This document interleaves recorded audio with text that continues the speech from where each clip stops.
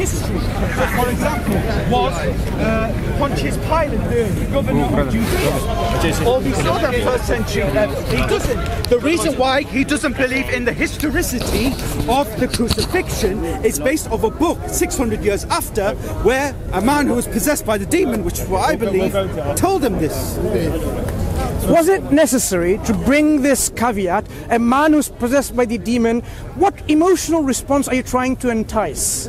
This is not a civilized behavior. If you want to discuss crucifixion, don't bring, oh, he was possessed by whatever. Shame on you.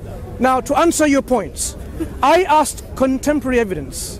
So you are saying Corinthians, and you are suggesting to me Corinthians was written by Paul, if I'm not mistaken. And Paul didn't actually witness it himself.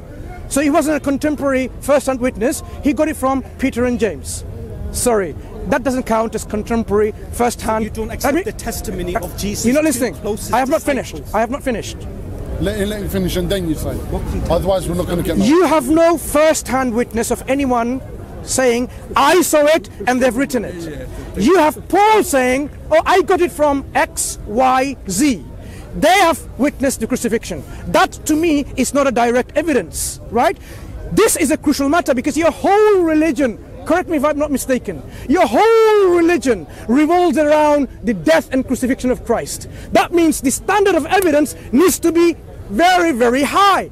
What you're bringing, instead of saying, this is the writing of Peter, who witnessed crucifixion, this is the writing of James, who witnessed crucifixion, you're giving me Paul, who didn't even meet Jesus in his lifetime. He's a self-appointed, self-declared individual who says, I have received revelation from Christ. We don't consider people who haven't even seen Christ, and someone says, I know everything Christ said. Christ gave me all these things to me. So what you have is not a first-hand evidence. You have second, third evidence. Do you have anything first-hand to provide? I'm offering you again the chance to an opportunity. Okay. Anything first-hand. Okay. I quoted an oral creed that was passed on from the disciples of Jesus, then which the Apostle Paul recorded in 1 Corinthians chapter 15, which is accepted by the majority of biblical scholars. These two disciples, which the oral creed comes from, buried Jesus' dead body. What kind of evidence do you want? Give me contemporary evidence of Muhammad splitting the moon. Okay. Same. So give me contemporary. Yeah, but that's another issue. So now we are debating crucifixion. If you apply that now, criteria to the life of excuse me, we're not debating. Okay, see you later. See you later. See you later, paper. You're not heckling. We're not talking about the prophet now. Thank you very much. Now, so now as you've realised, he's saying... What did he say?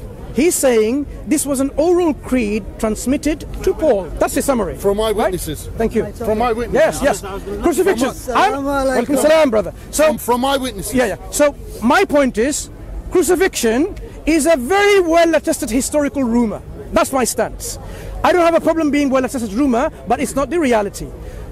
What you are saying, you have evidence for it. So where is the contemporary first-hand evidence? Instead you're saying it's a creedal, oral creed passed on. Now, when you have an oral creed passing on, we're talking about transmission.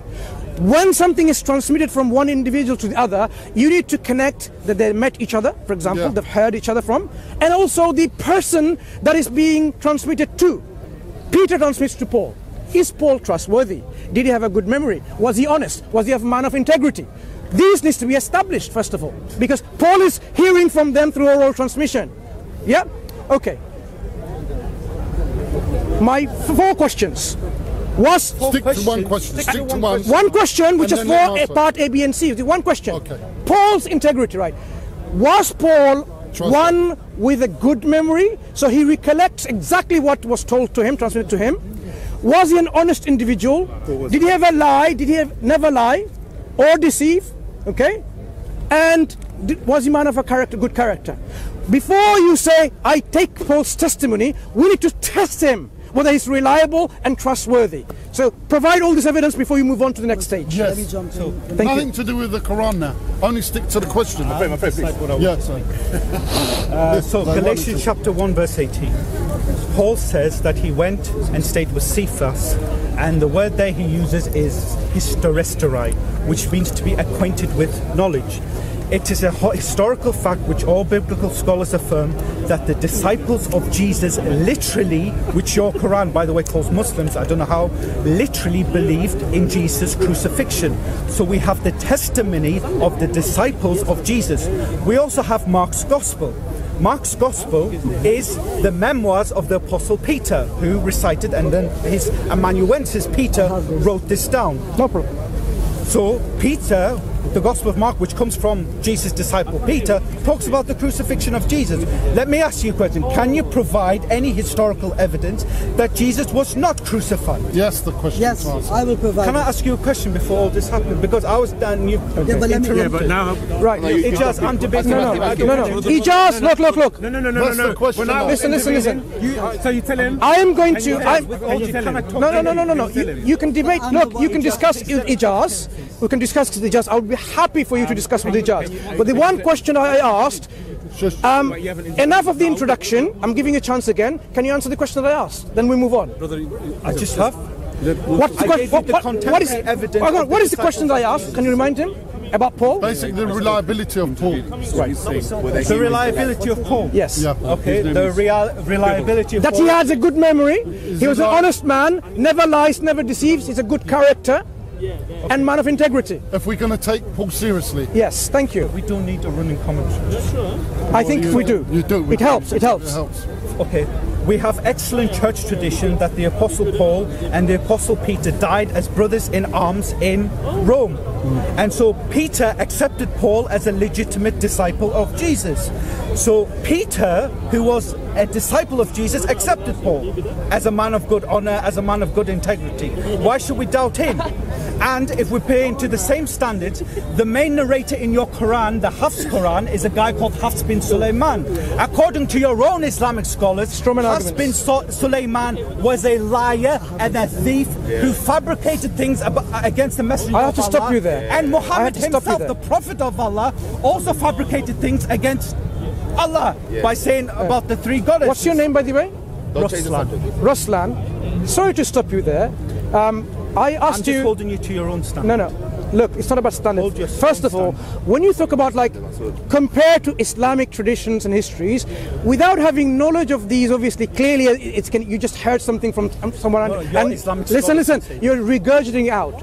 I am simply asking you to stick to the topic, which obviously, clearly, you aren't. Every opportunity that you're responding, I'm just applying. Excuse me, Roslan, you're all the same. Speakers corner, you're all the same. You have to somehow insult the Prophet, insult Islam, and mockery, and so on and so forth. Now that's become your trademark. Roslan, I'm talking. Roslan, I'm talking. So it's become your trademark here, right? Your trademark. So maybe that's how you will be known in the future. This is how Christians are in their behavior. The only thing that you need to change is this, the approach that you're using. So I asked you about Paul's integrity, then I'm going to give over to Ijaz, because Ijaz nodded his head when you said... But I was talking to Listen. Speak to people of knowledge. Hang on. You can ask him as many questions. You're very intelligent. I'm talking about knowledge. I'm not talking about intelligence. Don't you realize? Are you not knowledgeable, man? Excuse me. I'm saying on this topic, I am saying speak to someone who knows. But the question I asked you about Paul's reliability, you're saying they died together, which either Peter and Paul or something like this.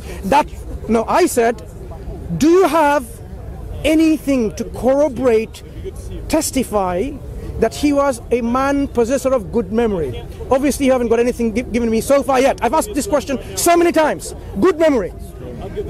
Not being dishonest, always being honest and of good character and integrity. You haven't given me anything. Because we know the contrary. When Paul says, to a Jew I'm a Jew, to a Gentile I'm a Gentile. Hang on. Let me speak. Paul said we do not use deceptive. Excuse me. That's what Paul said. Look, when he says to a Jew I'm a Jew, to a low person who is abiding in a low person, and so on and so forth, it's very clear what it means. You will twist it away from its rightful context. So, where is your character witness for Paul? Once you answer that, I am happily handing over to Ijaz, who's knowledgeable in the subject, and you can discuss, because he said he doesn't agree with you what you just said. I was initially talking with you, now you're handing it over. Initially wanted to talk to... I don't want to debate with you with all due respect for my own reasons. I'll tell you why if the audience wants to hear. You can say it all twice as well, but I know this topic very well, and what you said was incorrect, absolutely. But the thing is, you say it's incorrect, but for example, I'll give you he made a video. Why do you say it's incorrect? Should we let Law? Why do you say it's incorrect? He made a video that was published on his channel, EF Dawah, called something, The Textual Transmission of the New Testament, or something like that, part 1.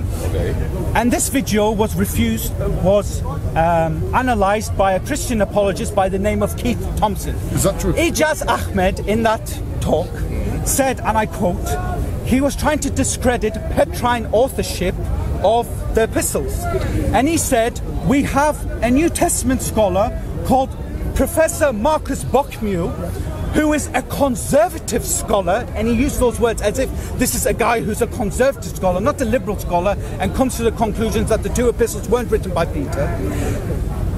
Keith Thompson actually emailed Professor Marcus Bockmuir and asked him, have you ever identified as a conservative scholar? He says, no, I was never identified as a conservative. So with all due respect, and this is just one out of a plethora of lies which you used in that, so that's why I don't feel comfortable with you, because one second, I know you're very knowledgeable, but the problem with your knowledge, you can twist things, and I've only been studying this for a limited amount of time. You need to defend your honor now. Hold on, let me defend my honor here. Subhanallah, he says he will not debate me because I'm a liar, and I'm a liar because I described a man as conservative and he wasn't. If that's the greatest lie he can give, then I'm a saint. It's still a lie. It's a mistake I made. It's still a lie. Give me something more substantive. Your argument is Paul wasn't untrustworthy, so if you've been proven to be untrustworthy, he has the right to then not engage with your comments. Yeah, but that's just one small No, it doesn't matter how small it is. He wouldn't be making a point. We have if you have So let me speak. So hold on. I can answer that accusation very easily. Wallahi, I got that book recommendation from a New Testament scholar who is a conservative from the New Orleans Baptist. Shut up, I'm speaking. Yes, let him speak then, because look at your face. You know, just don't interrupt me. It's very simple. He's calling me a liar, so let me correct you. Let me correct you. So I got it from a scholar, New Testament scholar, published by Brill on the New Testament from the New Orleans Baptist Theological Seminary. He recommended that book to me, and this. Let me finish. Dude, come on, right? And in that message he sent to me, he described Marcus Bockmuir as a conservative scholar, and he himself was a conservative scholar. So I trusted a Christian, and I was wrong. I will not make that mistake again. Now you said you don't. What are the other things? Right. So what are the other? Hold on, no. Hold on. I'll make this easy for you. You just make claims about the New Testament, its transmission, about Mark, Matthew, Peter, Paul. So I call you a liar for what you have said, because I could prove you wrong publicly with evidence in front of you. So are you here to defend what you've just said, or are you a coward and you will run? It's very simple. I put the proposition to you. I'll defend what I said. Let's defend it. Make your claim again. Make it again. Make it point by point. Make it point by point. Make it a bit bigger so we will all listen. It's quite enjoyable talk, hopefully. Yeah. I'm sure it will be much. Friendship. Let's all hug and kiss. Right. Cartoon's gone. You're safe now.